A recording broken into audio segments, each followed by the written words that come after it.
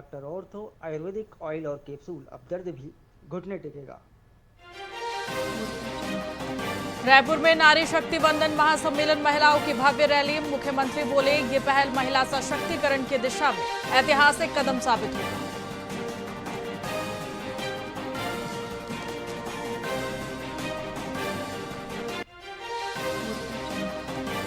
राजधानी रायपुर कर्ज लेने में सबसे आगे, बस्तर ने भी चौंकाया। दंतेवाड़ा दूसरे स्थान पर, दुर्ग 21वें और बेमेतरा 16वें स्थान पर।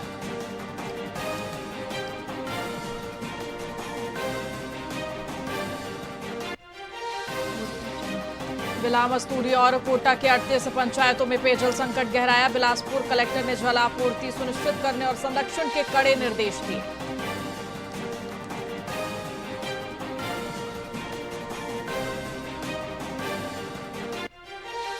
छत्तीसगढ़ पावर प्लांट हादसे में 20 मौतें, 36 झुलसे। मृतकों में कई अन्य राज्यों के मजदूर। रायगढ़ में 5 शवों का पोस्टमार्टम जारी।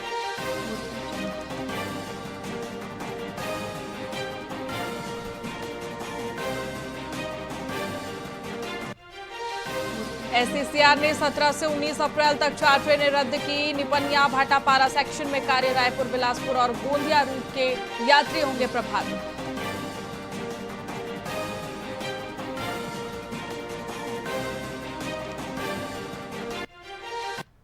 नमस्कार, मैं आपके साथ खुशी गोस्वामी। वीआईपी न्यूज में आप सभी का बहुत बहुत स्वागत है। रुक करेंगे खबरों की ओर। एमसीबी जिले के जनकपुर सामुदायिक स्वास्थ्य केंद्र की बदहाल व्यवस्था सामने आई है, जहां 100 बेड वाले इस अस्पताल में केवल 74 बेड ही संचालित है और मरीजों का दबाव लगातार बढ़ रहा है। वहीं 83 पंचायतों की बड़ी आबादी के लिए यहां सिर्फ 3 डॉक्टर ही तैनात है। अस्पताल में 24 घंटे सेवाओं का दावा है, तो कहीं स्टाफ की कमी से मरीजों को परेशानी भी हो रही है। वहीं प्रशासन ने जल्द ही नियुक्ति का आश्वासन दिया है। वहीं व्यवस्था पर भी कई बड़े सवाल खड़े हो रहे हैं। अरे वही तो आए थे, वो क्या सिस्टर लोग। हाँ, वो नहीं आए हैं अभी, वो मैडम लोग भी लोग। मेरे को हो गया 6-7 दिन हो गया। 7 दिन हो गया। डॉक्टर कितनी बार आए? हो गया, आया था रोज, तो आते रहे। डॉक्टर रोज आते? हाँ, आज तो नहीं आए।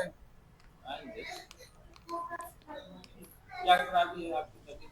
अरे मेरे भूख में लग रहा था, और कुछ नहीं, एकदम खास खौलते नहीं, बहुत थोड़ा सा इतना सा लग रहा है। 3 डॉक्टरों में किस प्रकार से 100 बेड का अस्पताल संचालित हो सकता है।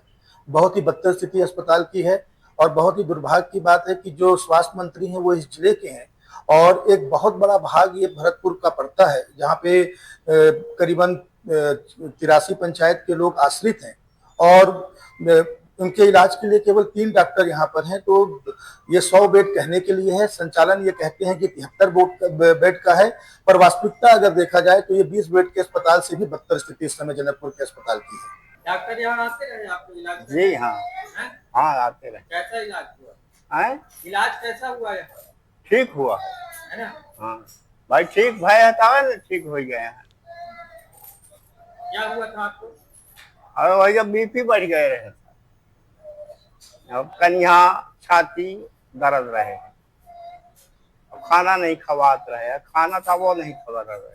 तो वास्तविक में कम तो है, लेकिन इसके लिए काउंसलिंग अभी 17 तारीख से स्टार्ट होने वाली है। इसके विषय में मैंने अभी रायपुर में जाके माननीय विधायक रेणुका सिंह जी से इस विषय में मेरी निश्चित रूप से चर्चा हुई है और मुझे भरोसा भी मिला है कि बहुत जल्द यहाँ पर कुछ डॉक्टरों की नियुक्ति होने वाली है। संचालित हो रहे 100 संचालित हो गया, कर लेते हैं 24 आवर ड्यूटी करके, किसी तरह हो रहा है, व्यवस्था हो रही है।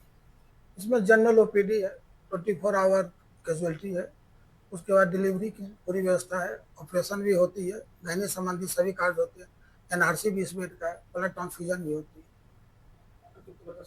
डॉक्टर 3 है, दिक्कत के साथ सुविधा दे रहे हैं, कष्ट तो है, कमी तो है, लेकिन दे रहे हैं। यहाँ पे जितने भी डॉक्टर पदस्थ थे उनको कठिनतम एरिया होने के कारण 25 से 35 हजार रुपये महीना मिलता है। वो सीआरएमसी राशि अभी 1 साल से नहीं मिली। 100 बेड का सेटअप लागू हो चुका है, लेकिन अभी कर्मचारी सब नहीं आए, लेकिन हम लोग चालू किए हुए हैं। अरे वही तो आए थे, वो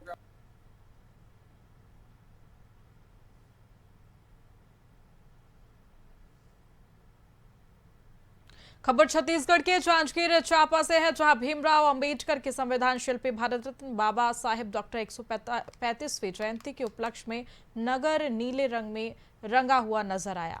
वहीं वार्ड क्रमांक 16 के पार्षद दुर्गा चापा कुर्रे ने बताया कि इस कार्यक्रम का मुख्य उद्देश्य सामाजिक समरसता और बाबा साहेब के संदेशों को जन जन तक पहुंचाना है। वहीं सर्व एकता मंच चापा पर क्षेत्र जब दुर्गा कुर्रे के मार्गदर्शन यह पार्षद यात्रा सड़कों पर निकाली गई तो दृश्य बेहद ही विहंगम था। आज डॉक्टर भीमराव अम्बेडकर की उपलक्ष्य में सभी नगर वासियों को हार्दिक बधाई, शुभकामनाएं। आज की जो यह रैली है, ये हमारा 5वां साल है। लगातार हमारे प्रयास से और आम जनता आसपास के गांवों के सहयोग से यह रैली दिनों दिन भव्य बनते जा रहे हैं।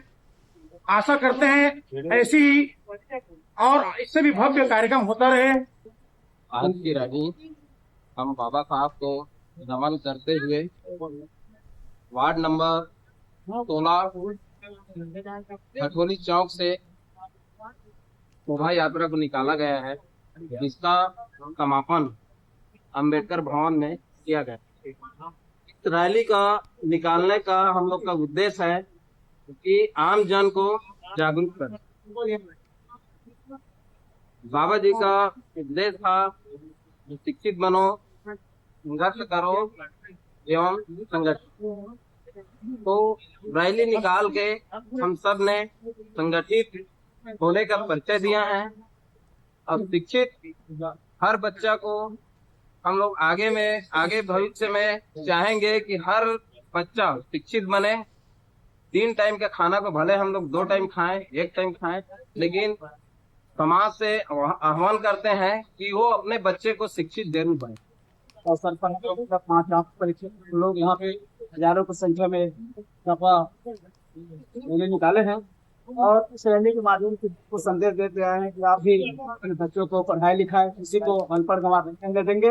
और मैं सरकार इस रैली के माध्यम से आम लोग के माध्यम से सरकार से मांग करता हूँ जैसे शासकीय जो पाठशाला है उसमें संविधान को बच्चों को पढ़ाया जाए ताकि वो अपने भविष्य के निर्माण कर सकें। डबल इंजन का सरकार है, चाहे सरकार तो कुछ भी कर सकती है।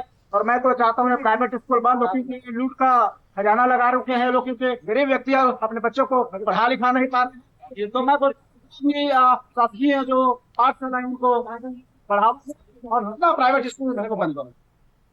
बोरीगार का काटरो मार्ग निर्माण में कथित भ्रष्टाचार और तकनीकी खामियों को लेकर ग्रामीणों ने पीडब्ल्यूडी कार्यालय का घेराव किया। प्रदर्शनकारियों का आरोप है कि स्वीकृत योजना के अनुसार पुलिया बनाने के बजाय पाइप डाल दिया गया है। वहीं जल निकासी की उचित व्यवस्था न होने से बारिश में फसल डूबने का खतरा बढ़ गया है। वहीं कई शिकायतों के बावजूद कार्रवाई न होने पर ग्रामीणों ने लिखित आश्वासन मांगा। वहीं विभाग ने समस्या के समाधान का भरोसा दिया है। मांग लेके आए हैं कि हम लोग को समस्या समाधान नहीं हो रहा है। हमारे गांव में सड़क का चौड़ीकरण हुआ है, जहाँ टार बांध है ग्राम पंचायत बोरीगार में, जहाँ पे ना सड़क टार बांध है, उसका टार बांध में ना पुल बना था, तो अभी ना नया सड़क बनाए उसमें ना पोंगल लगा दी है। तो हम लोग इसी के मांग के लिए आए हैं। हमारे गांव में पानी की बहुत समस्या है। उससे बांध से जो पानी भरता है उसमें ना गांव का सभी किसानों का सिंचाई होता है किसानी में। तो इसके समस्या को लेकर हम आए हैं। उसमें हम लोग पुल की मांग कर रहे हैं। शुरू से जब से बना स्टार्ट हुआ है, बनने से चालू हुआ है, तब से हम लोग पुल का मांग कर रहे हैं, लेकिन इंजीनियर लोग ना उसमें ना पोंगल लगा दिए। ये बोरीगार का कातरो रोड जो बना है उसमें भ्रष्टाचार बढ़ी हुई है। भ्रष्टाचार के साथ किसानों को परेशान किया जा रहा है। हजारों एकड़ के जो किसान है उसको परेशानी आने वाली है। जहाँ पे पुलिया स्वीकृत था, पुलिया बनाना था, वहाँ पे इन लोग ने पाइप डाल दिए। कई बार हमारे ग्रामीण लोग इनको शिकायत किए, पीडब्ल्यूडी के एसडीओ और ई से मिलने की कोशिश किए, इनके पास टाइम नहीं था, मिलते नहीं थे। यहाँ तक कलेक्टर साहब तक की भी बात गई। उसके बाद भी गांव के किसानों को राहत नहीं मिला, ग्रामीण लोगों को राहत नहीं मिला। इन लोग ने डिसाइड किया कि अब हम घेराव करेंगे और घेराव के माध्यम से हम अपनी मांग को पूरा करेंगे। तो आज हमने आए हैं यहाँ पीडब्ल्यूडी ऑफिस, ई भी आए थे, ई अभी लिखित आश्वासन दे रहे हैं। और हमारी मांग ये है कि बारिश के पहले पुलिया का निर्माण होना चाहिए, ताकि हजारों एकड़ जो किसान है वो अपनी किसानी से वंचित ना हो, क्योंकि वो हजारों एकड़ किसान की स्थिति ये हो जाएगी कि वो धान उनका होगा ही नहीं 1000 एकड़। मगर उनकी तरफ से कोई रिस्पॉन्स नहीं आया और 27 मार्च को एक लेटर आया कि वहाँ पे आप पुलिया बना सकते हैं। तब तक वहाँ पे जो पाइप कलवर्ट था काम तो आपको आगे करना था, हमारी समय सीमा निश्चित होती है। तो वहाँ पे जो एग्जिस्टिंग पाइप कलवर्ट थी उसी को हमने उनके सर्वियर को बुलाया, हमारे सर्वियर गए थे और हमारे सर्वियर ने उनके सर्वियर से चर्चा की। उन्होंने बोला कि इसी पाइप को आप आगे बढ़ा उस हिसाब से काम कराया। अब उनकी अनुमति मिल गई है 27 मार्च का एक पत्र आया SDO इरिगेशन का, तो उनकी अनुमति आ गई है, तो हम उसको स्लैब कर।